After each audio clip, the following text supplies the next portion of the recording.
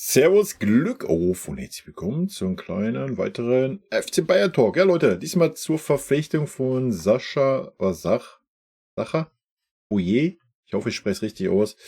Werden wir wohl im Laufe des Videos herausfinden, denke ich. Ja, ich würde sagen, wir gehen mal direkt rein hier in den Bums. Ich hoffe, da klappt jetzt alles hier, der tollen FC Bayern Seite.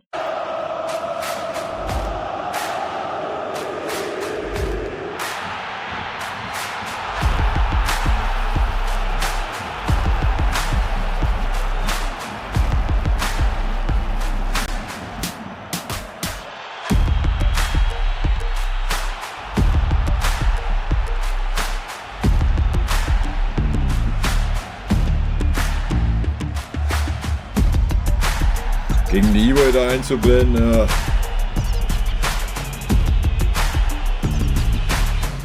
Şimdi Boey ceza alanı içi. Boey gol geliyor. Gol geliyor sevgili izleyiciler. 60. dakika. Top ağlarda gol. Sacha Boey.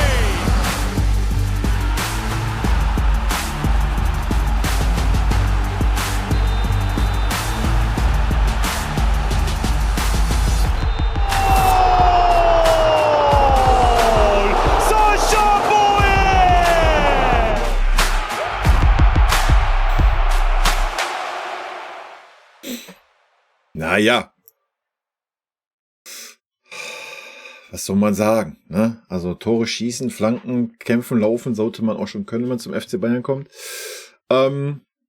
Vielleicht bevor wir reingehen, meine persönliche Meinung, auf jeden Fall ein guter Transfer. Ein Transfer des Vereins, denke ich, nicht des Trainers. Denke, das steht außer Frage. Ja, es macht mehr Sinn, so einen 23-Jährigen zu verpflichten, als einen 33-Jährigen für 15 Millionen. Auch wenn er jetzt vielleicht das Doppelte gekostet hat. Genaue Zahlen weiß ich nicht, ob wir die vielleicht noch erfahren werden. Aber ich denke mal, vielleicht macht er den nächsten Schritt bei uns und startet halt durch. Ja, also, wie wir gesehen haben, Powerverteidiger steht auf der Bayern-Seite. Lassen wir uns mal überraschen. Ich kann relativ wenig zu dem Spieler sagen. Ich habe natürlich die beiden Spiele gegen uns gesehen. Ich denke, er wird uns sehr, sehr gut tun. Ja, dass mal auch der behäbige Mats Raui da hinten mal sehr wahrscheinlich es sehr schwer haben wird. Auf jeden Fall mal in Konkurrenzkampf gehen muss. Ja? Wenn er nicht sogar dann abgegeben wird im Sommer, falls Dani zurückkommt. Schauen wir mal, bin ich sehr gespannt. Ich denke, es ist ein guter Transfer. Muss man natürlich sehen, wie er sich bei uns integriert. Aber es ist ein Franzose, das passt meistens bei uns ganz gut. Hat doch schon mit Matistel zusammengespielt bei Stade Rennais. Also von daher denke ich, er wird sich auch relativ schnell im Team einfinden. Und ich denke, auf lange Sicht wird er uns mit Sicherheit einiges an Spaß bringen. Ja, ist jetzt kein rechter Verteidiger, der auch Innenverteidiger spielen kann. Aber wir müssen auch mal weg da von dieser Chose. Ja. Erstmal ist er 23. Wenn man das unbedingt will, dann muss man das halt ein bisschen trainieren. Ja. Das sollte ja auch nicht das große Problem sein. Aber ansonsten müssen wir auch mal wegkommen davon, immer das als Grundvoraussetzung zu sehen. Also so ein Lisa Razou hat auch nie Innenverteidiger gespielt und war eine Maschine als linker Verteidiger und Willi Sagnol als rechter Verteidiger. Also wenn wir einen rechten Verteidiger holen, dann holen wir einen rechten Verteidiger und nicht einen, der auch noch Innenverteidiger spielen kann. Ja? Also um das mal ganz klar zu sagen. Okay, gehen wir mal rein. Muss ich nur mal eben gucken, wie ich das am besten mache hier. So, glaube ich. Gut. Der FC Bayern hat den 23-jährigen französischen Abwehrspieler von Galatasaray Istanbul verpflichtet mit einem Vertrag bis 2028 ausgestattet. Wir stellen euch den Montré Wir stellen euch den in Montreal, einem Vorort von Paris geborenen Rechtsverteidiger im Porträt genauer vor. Der 1,78 Meter große Franzose ist ein antrittsschneller Rechtsfuß und der aggressiv verteidigt und dank seiner Athletik im Zweikampf sehr robust agiert. Außerdem sorgt er mit dem Ball am Fuß gerne für spielerische Lösungen und wird das Bayern-Ensemble weiter ab sofort erweitern. In der Jugendabteilung, habe ich ja schon gesagt, bei Stade Rennais. In seiner Jugendzeit spielte Boyer für den FC Romainville und Red Star Paris in der französischen Hauptstadt, ehe er 2014 die renommierte Fußballschule von Stade Rennais in die Bretagne wechselte. Dort debütierte er am 5. Mai 2019 als 18-Jähriger, schließlich in der Ligue League One. Oder Ligue 1. Beim Spiel gegen den FC Toulouse. Am Ende seiner Debütsaison konnte er mit seinem Jugendclub Postwen den französischen Pokal gewinnen, auch wenn er im Finale gegen Paris Saint-Germain nicht eingesetzt wurde. Auf dem Trainerstuhl vom PSG saß seinerzeit FCB-Coach Thomas Tuchel und Erik Maxi stand ebenfalls im Kader. Wow, wie interessant. In der Saison 2020-21 wurde er an den FC Dijon ausgeliehen, wo sich der kreative Verteidiger in 24 Ligue 1 Spielen für höhere Aufgaben empfahl.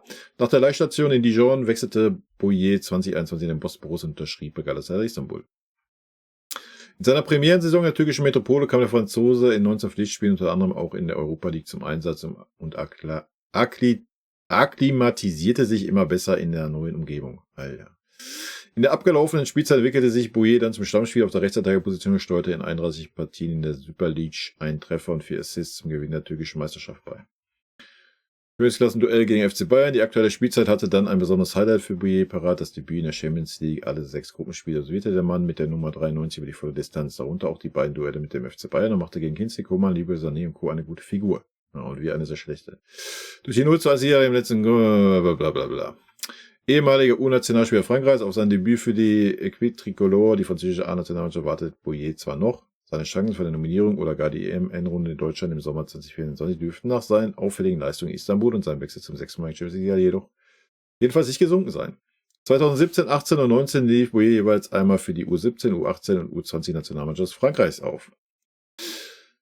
Anime- und Tennisfan. Privat interessiert sich Bouyé, der Bayern-Stürmer Mathis Tell, bereits aus seinen gemeinsamen Tagen bei Stade René kennt, für Mangas, japanische Comics und Animes.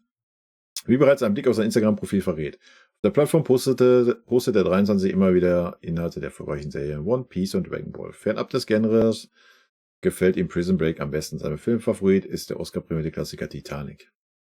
Bild. Neben Fußball hat es ihm der Tennissport angetan. Sein Lieblingsspieler ist Rafael Nadal. Seine Fußballidole sind die Brasilianer Ronaldo und Neymar. Beim FC Bayern will der Stürmertypen wie die beiden letztgenannten nun zusammen mit seinen neuen Kollegen vom Tore-Schießen abhalten. Ja, kleiner Einblick.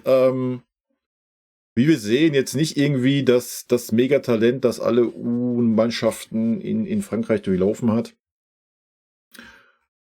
Muss auch gar nicht. Ja? Also ich bin sehr gespannt auf den Spieler. Ich denke, von der Art und Weise, wie er Fußball spielt, kann er uns richtig, richtig gut tun. Ja, also, da bin ich sehr gespannt. Gut, wir haben noch 2 Videos, da gehen wir rein, bevor ich noch ein bisschen weiter quatsche. Und von daher, ich mache mal den Ton. Zack, zack.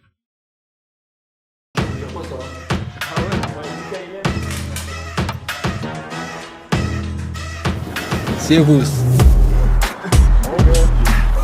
Hi, ça va? Tu vas bien? Ça va, merci, très bien, merci. Hi, how are you? Nice to meet you. Hi, how are you? Hi.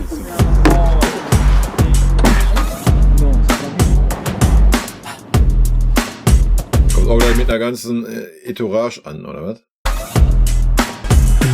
Did you talk to Mathis? Yeah. What did you talk about? J'ai parlé à Mathis, c'est un très bon ami à moi et il m'a beaucoup conseillé de venir et c'est un bon gars. Merci beaucoup.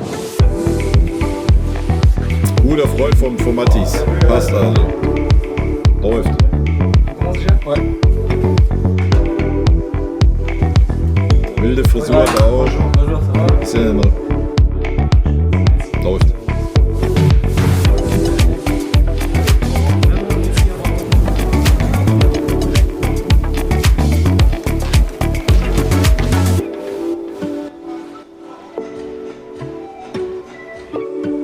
Hi. Hi, servus.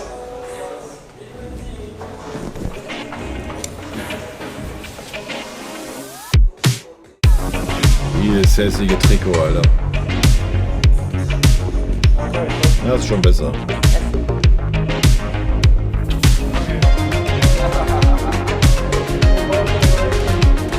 Marketing ist alles, Alter.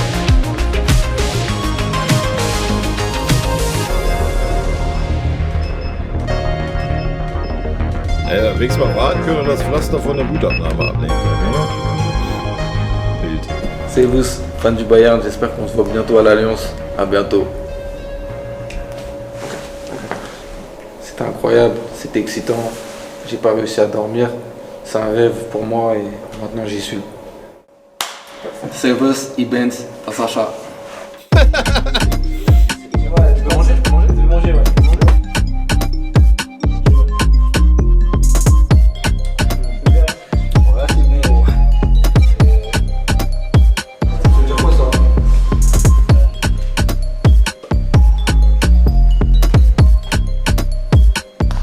Keine Untertitel mehr.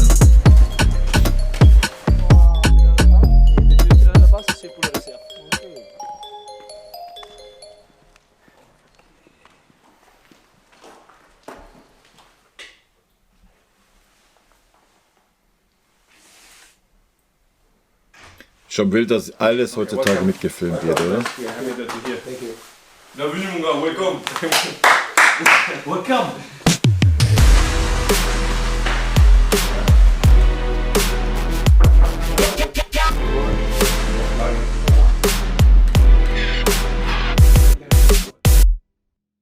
Der Chrissy.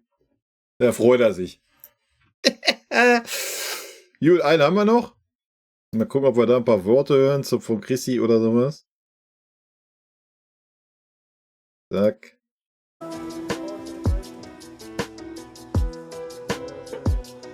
C'était incroyable, c'était excitant. J'ai pas réussi à dormir. C'est un rêve pour moi et maintenant j'y suis. Wir sind sehr, sehr happy, dass wir Sascha Boyer bis 2028 nach München holen konnten. Er ist ein Spieler, der uns sehr gut tun wird und ja, wir sind sehr froh, dass uns das jetzt gelungen ist.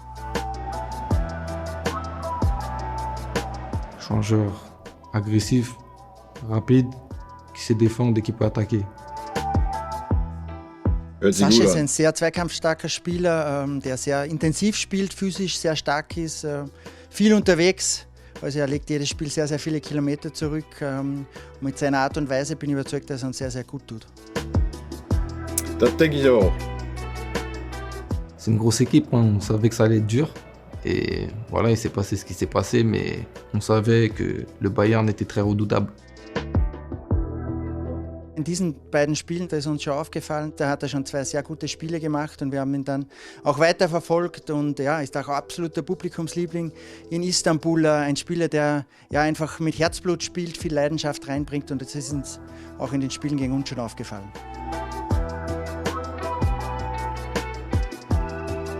C'est un club mythique, c'est un club pour les histoires et pour moi c'est un honneur qu'un club comme ça me veuille et que je puisse rejoindre une équipe comme ça.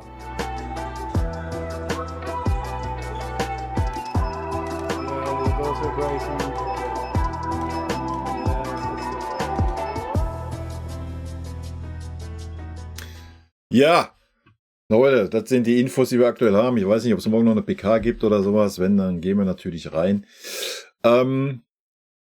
Ich denke, Freund hat es am besten beschrieben gerade. Ja, also ich denke einfach, die Art und Weise ist das, was uns an Spieler auch aktuell abgeht.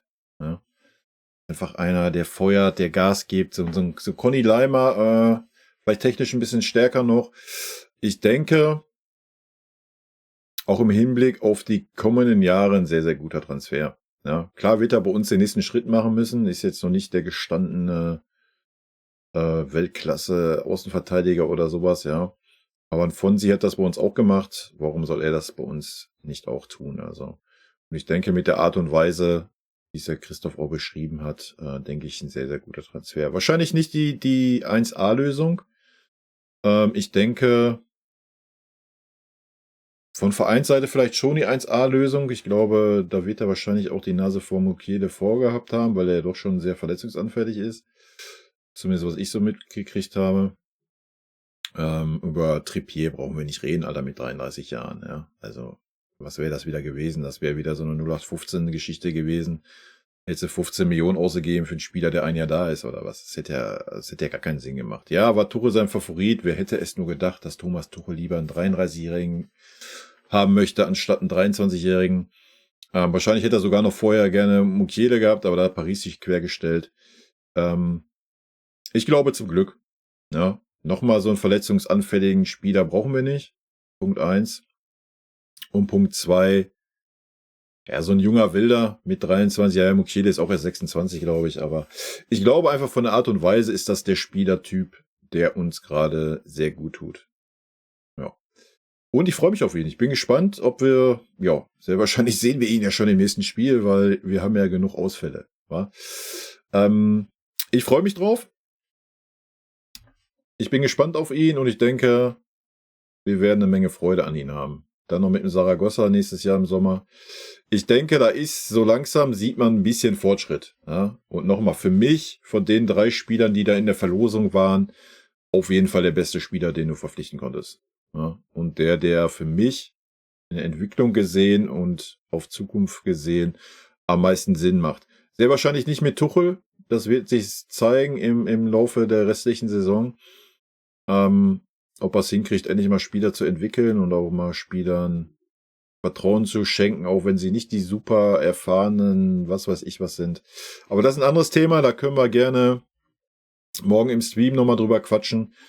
Hier nochmal der Hinweis, morgen 19:30 live auf YouTube und Twitch, so 3 Stündchen. Und in diesem Sinne, Leute, euch einen schönen Restsonntag, haut rein, bis dann, tschüssi.